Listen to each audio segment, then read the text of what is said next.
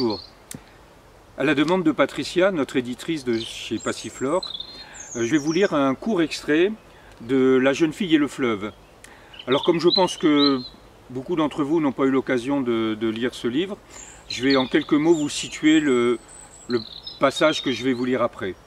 Donc deux personnages, Ancolie, une jeune femme d'une vingtaine d'années, et Armand, un septuagénaire, se rencontrent un peu par hasard et se mettent ensemble à construire un bateau avec lequel lui espère un jour descendre la Garonne. C'est une rencontre hebdomadaire, et puis un jour, la jeune femme ne vient pas, les semaines se passent, elle ne vient toujours pas. Elle ne revenait pas. Il fallait que je parte, mais mon bateau n'était toujours pas fini.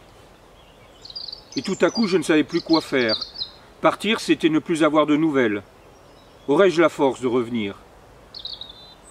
Je pouvais rester là-bas, près de l'océan, louer une petite maison, ne pas remonter dans la ville rose et finir tranquillement en regardant les vagues, la mer. Peut-être y avait-il vers Bordeaux une autre rencontre possible, une dernière. J'ai regardé le bateau, les dessins sur ses flancs. Comment retrouver le courage de terminer ce travail ? La journée a pris fin sans que je puisse me décider à prendre un quelconque outil. Comme si une fatigue trop lourde me rendait incapable d'accomplir le moindre geste. J'ai songé à replacer la bâche. Et puis non, pas encore. Attendre un peu, quelques jours de plus. Il faut toujours espérer, me suis-je dit, en fermant silencieusement l'atelier ce jour-là. Vous partez bientôt ? Je me suis retourné, elle était immobile dans la pénombre, les yeux humides. J'ai prévu de partir prochainement, ai-je répondu précipitamment, tant j'avais peur que la vision ne disparaisse dans la nuit. Deux voitures sont passées sur les quais un peu plus loin. Une chauve-souris est venue tourner autour du lampadaire. Elle était silencieuse. Je n'osais bouger. « Vous m'emmenez » a-t-elle demandé brusquement. « Voir l'océan » ? C'est bien là que vous allez, non ?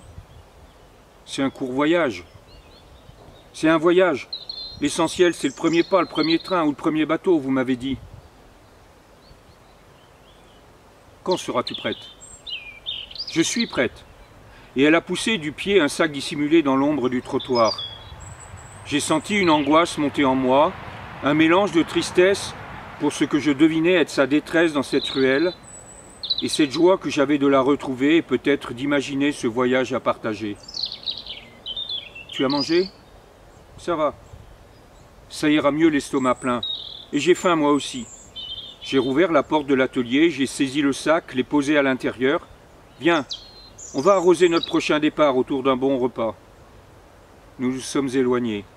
Moi, le marin qui n'avait jamais navigué, raide comme un i, et elle, souple et féline. Portez-vous bien et bonne journée.